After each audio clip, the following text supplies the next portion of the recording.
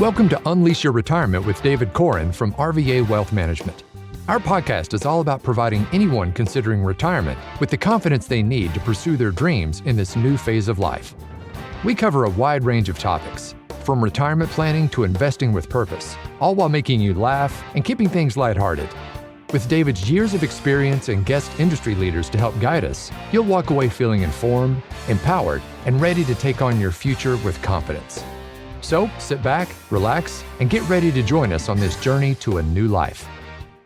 Hello and welcome to the Unleash Your Retirement podcast with your host, David Koren. I'm Wendy McConnell. Hi, David. How you doing?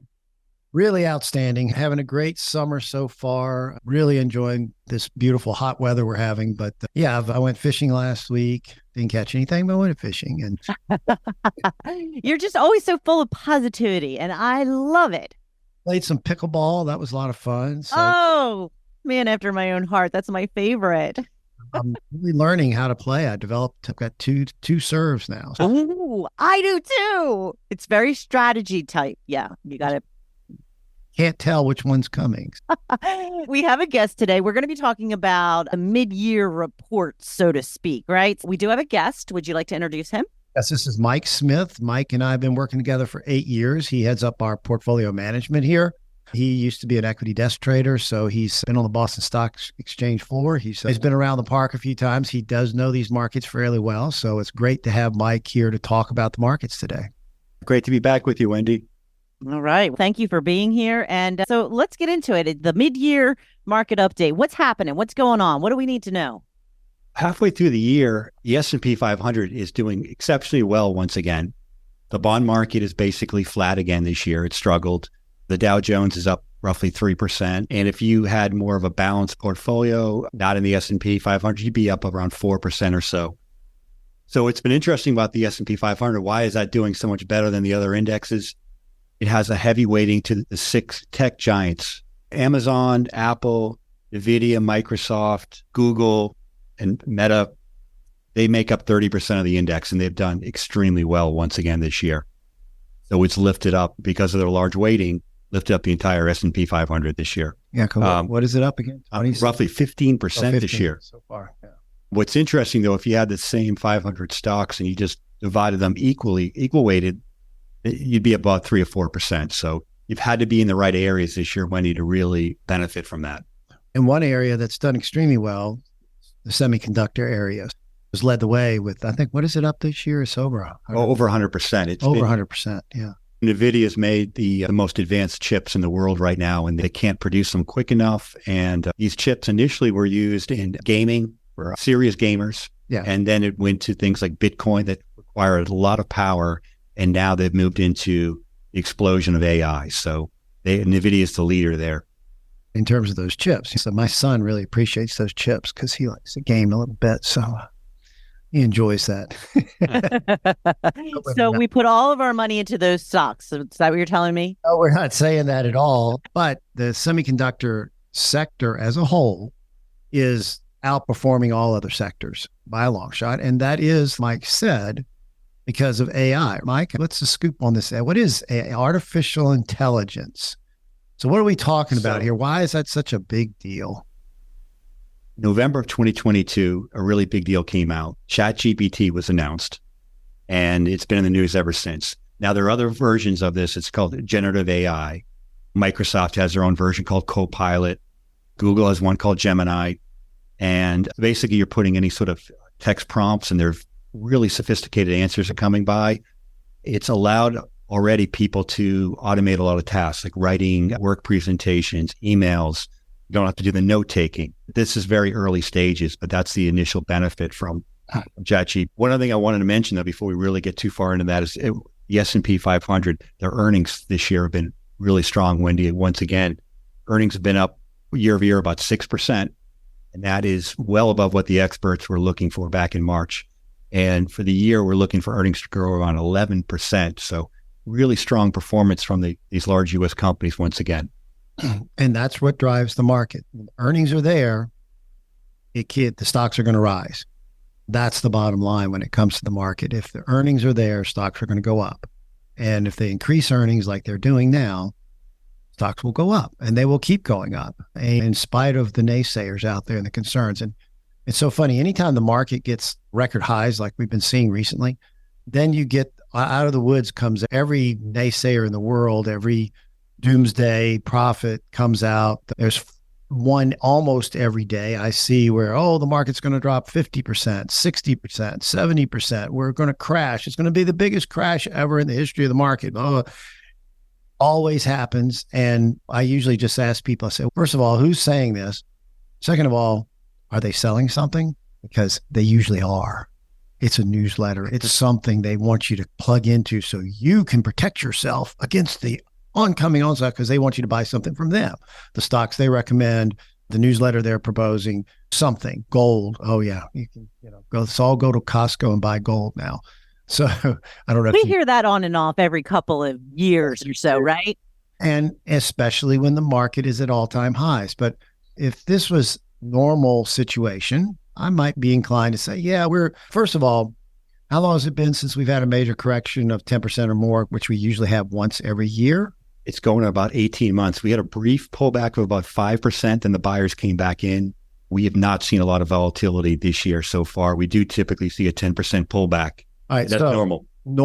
Normal is a 10% pullback in the markets each year. We haven't seen that, so we expect that. That's going to happen soon. I don't know when, but it is very likely, and it would be very healthy for the market to see a 10% or greater pullback.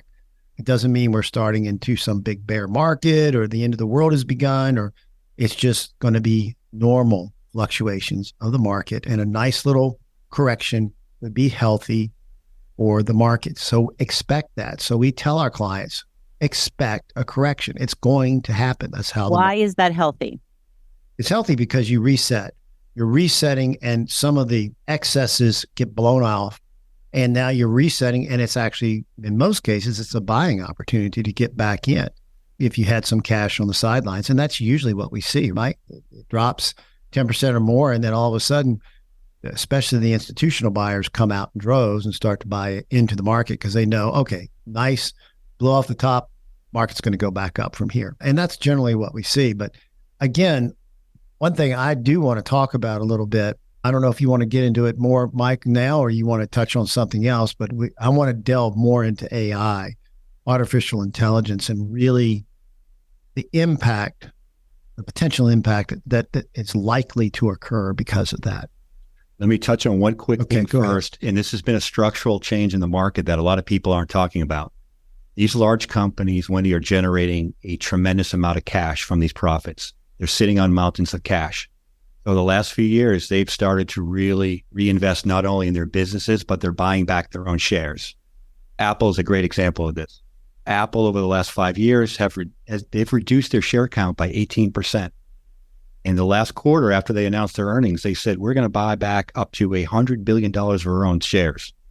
And that's just, those numbers are staggering. Just to put that in reference, Nike's worth about 100. Apple's buying back almost the worth of Nike in just in one quarter. Of their own shares. Of their own shares. So you have less shares, they're more valuable, you get more access to the future earnings, you own a greater percentage of the company without having to buy more shares. And Apple's not the only company doing this. If you looked at the 25 largest companies in the S&P 500, they've reduced their share count by roughly 9% over the last few years too. And that's been a big change. Yeah.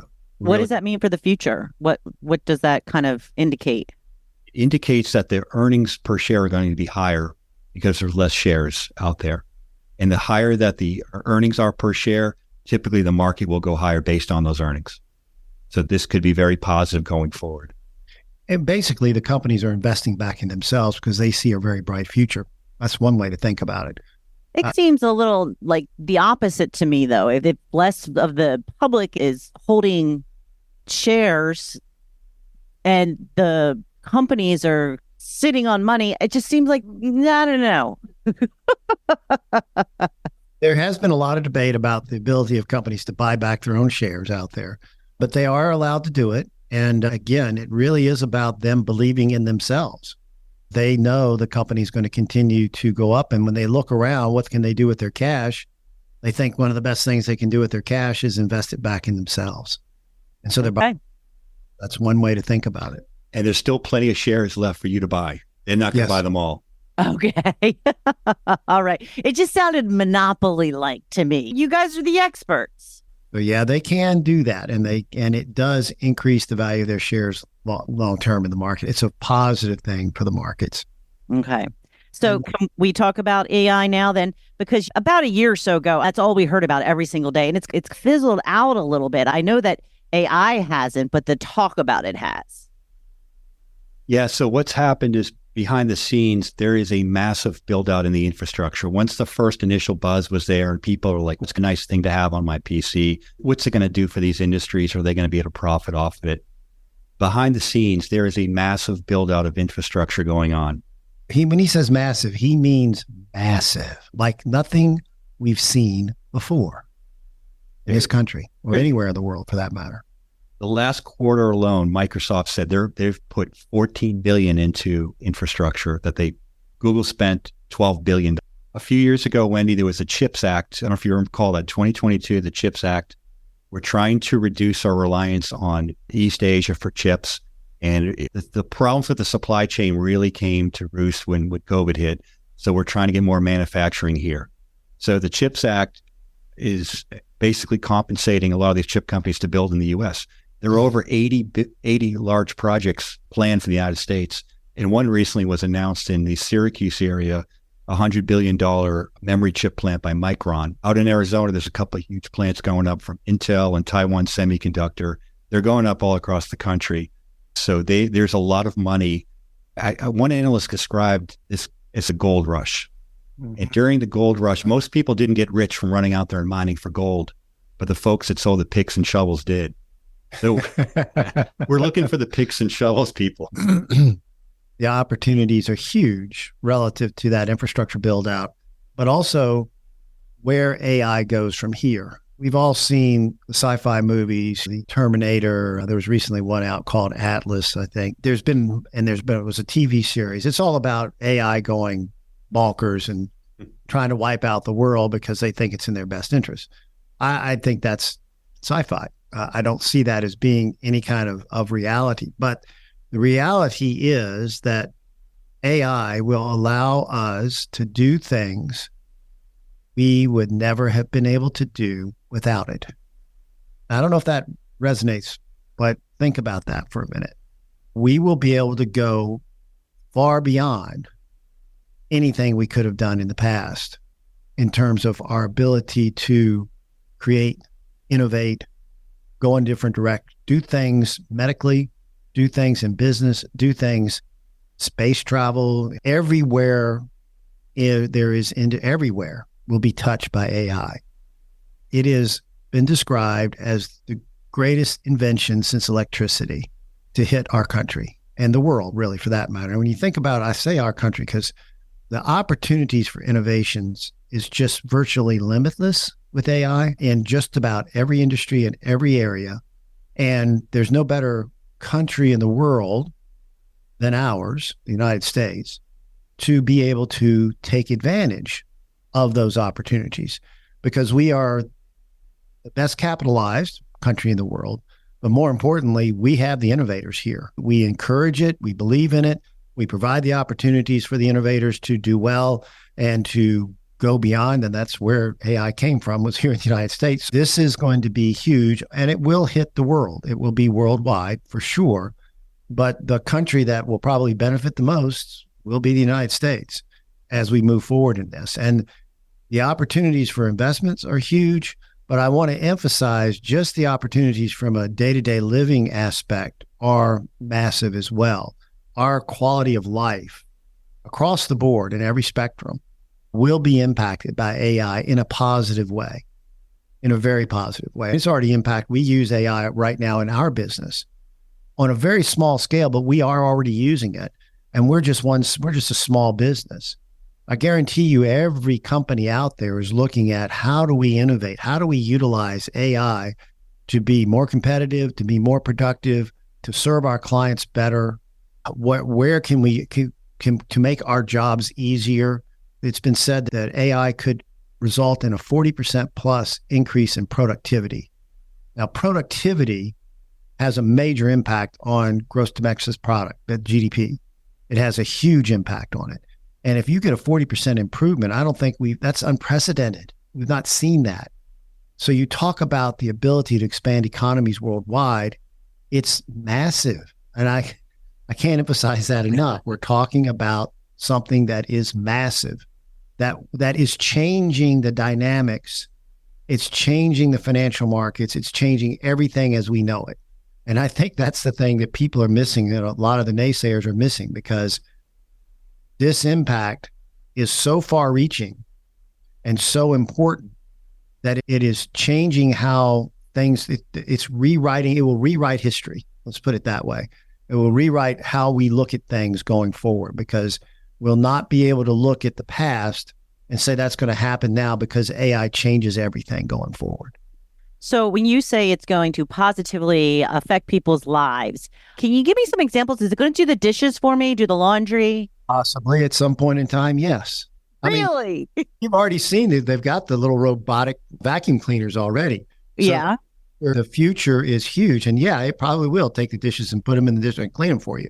You might have just like a place you put your dishes when you're like done. The Jetsons? Like the Jetsons. You put them there, zip, done, back in the cabinet for you. Huh.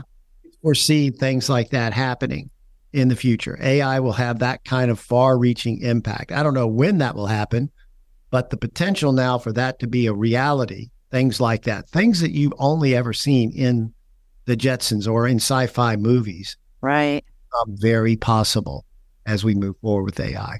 All right. So that's what's so exciting about AI when it comes to the markets, especially. But again, we're really at Mike said it earlier, just the beginning, the infancy of this impact. We're at the very beginning, the birth of this. The opportunities going forward will only be exponentially expanding. They will be amazingly expanding as we go forward. To me, it's very exciting. As you can tell, I get a little pumped up about it. Yeah. I can see the impact. The more I read about it, the more excited I get, because the potential really is unlimited. And I don't think people have grasped that yet. I really don't. I don't think the public has come to terms with just how unlimited the potential is with AI. David, I think a lot of people are concerned about AI taking people's jobs away. So what do you have to say about that part of it? Oh, absolutely. Things will change. But the way I see it occurring is going to be more like, how do I put it this? So yes, things will change. Yes. But we will have new opportunities become available to us because of AI. It will actually create more jobs than it will replace, believe it or not. And we will be free to do things creatively that we were not able to do in the past because we had to work this damn job, that we had to push the paper and punch this and do this. But we won't need to do that anymore. AI will take care of that for us. Now we can apply our creativity and enjoy the work that we do in a way that we've never been able to before. And you'll probably be able to just work just about anywhere because of AI too. It's going to enable more work at home opportunities for everyone and when you think about it, it'll be the creativity that you'll be able to bring to bear in the future.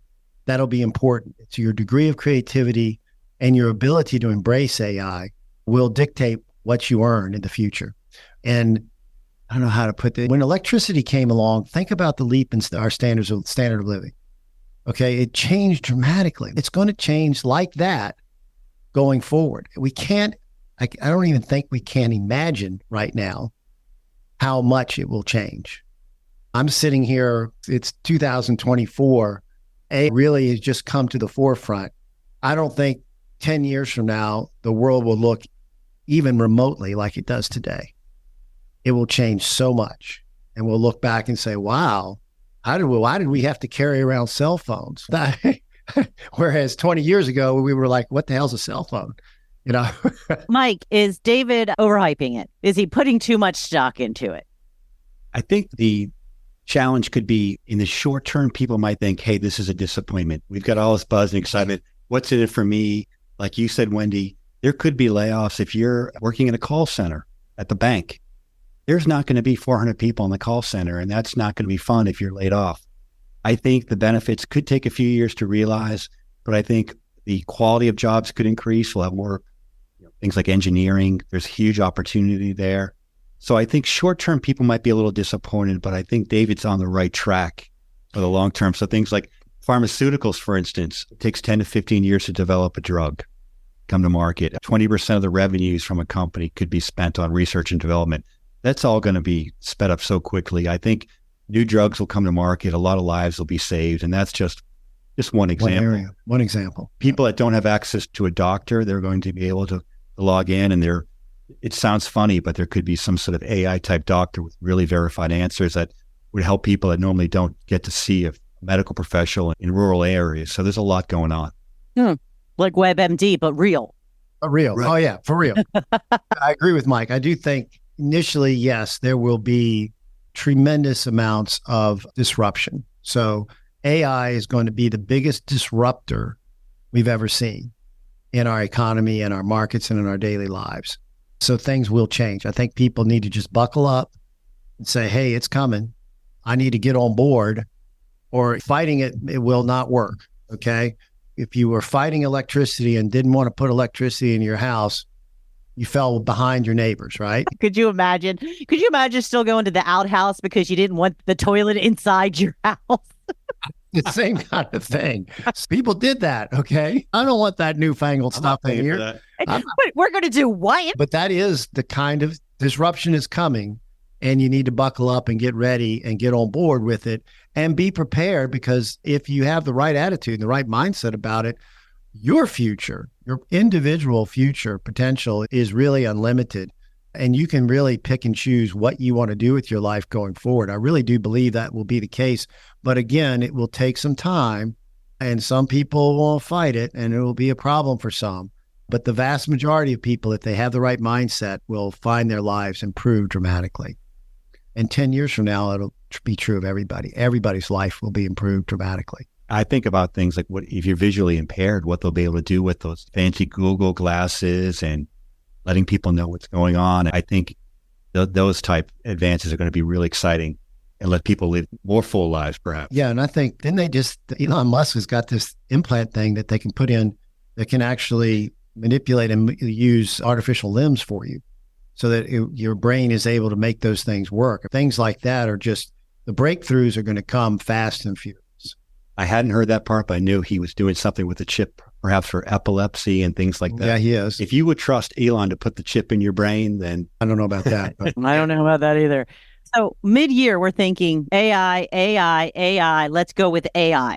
yes, it is what's driving the markets right now. And it's not going to stop driving the markets for some time. We're due for a correction, as we talked about earlier, but AI is not going to stop driving the markets up. I think it will continue to drive these markets up, and it will flow out into all other industries. It's not just the tech industry that's going to benefit from this. It's all industries across the board. yeah, we think so much about technology, and they have profited and they will continue to profit. But think about the setup of a bank, that the armies of people needed for compliance, for legal, for call centers. That's all going to be changing. And these banks are going to, in my opinion, be a lot more profitable. Their headcount's going to be dramatically cut. And these earnings are going to they're going to move up. Going to take off. And that's just one example. There's many others that we will see out there. It sounds like we could talk about this forever, but anything to sum up the episode rather than AI, Captain. I will say this: stay invested, know what your risk tolerance is, stick with your plan. Don't get distracted by politics. Know what you want to achieve for your long-term goals, and research AI. Yeah, research AI. Don't listen to the doomsday sayers out there, because if you do, they'll sell you something, because that's what it's all about. Yeah. And bad news sells, unfortunately. So don't listen. Stay focused on yourself. Be optimistic. Understand the markets go up and down, and stick with your plan, like Mike said. Stick with your plan. Know your risk tolerance. Know where you stand. Know what your risk capacity is, and stick with your plan. And don't deviate just because you get afraid of something and the market turns down on you for a little bit. It's going to happen, so be prepared. All right. If people have more questions, David, how do they get in touch? They can go to our website, rvawealthmanagement.com. You can click on the button to do a 20-minute Ask Anything call or even a first 1-hour session if you like. Those are both complimentary. Feel free to do that, or even just call our office. The number's on the website and we can get you on the calendar. Love to have a chance to talk with you and answer questions. Is that call going to be with AI or with you? Actually be with me. I don't have that set up yet. Maybe when with David AI talking to you. I don't know. Soon. It'll be coming soon. Thank you both. Thank you, Mike. Thank you, David. And thank you for listening. Please follow and share this podcast with your friends. Until next time, I'm Wendy McConnell. Thank you for listening to the Unleash Your Retirement podcast. Click the follow button to be notified when new episodes become available. Visit our website at www.rvawealthmanagement.com or give us a call at 804-497-2100. And don't forget to click the follow button to be notified when new episodes become available. The information covered and posted represents the views and opinions of the guest and does not necessarily represent the views or opinions of RVA Wealth Management. The content has been made available for informational and educational purposes only. The content is not intended to be a substitute for professional investing advice. Always seek the advice of your financial advisor or other qualified financial service provider with any questions you may have regarding your investment planning. Content here is for illustrative purposes and general information only. It is not legal, tax, or individualized financial advice, nor is it a recommendation to buy, sell, or hold any specific security or engage in any specific trading strategy. Results will vary. Past performance is no indication of future results or success. Market conditions change continuously. This commentary reflects the personal opinions, viewpoints, and analysis of RVA Wealth Management. It does not necessarily represent those of RFG Advisory, Private Client Services, their clients, or their employees. This commentary should not be regarded as a description of advisory services provided by RVA Wealth Management or RFG Advisory, or performance returns of any client. The views reflected in the commentary are subject to change at any time without notice. Securities offered by registered representatives of Private Client Services member FINRA SIPC. Advisory services offered by investment advisory representatives of RFG Advisory, a registered investment advisor. Private Client Services, RVA Wealth Management, and RFG Advisory are unaffiliated entities.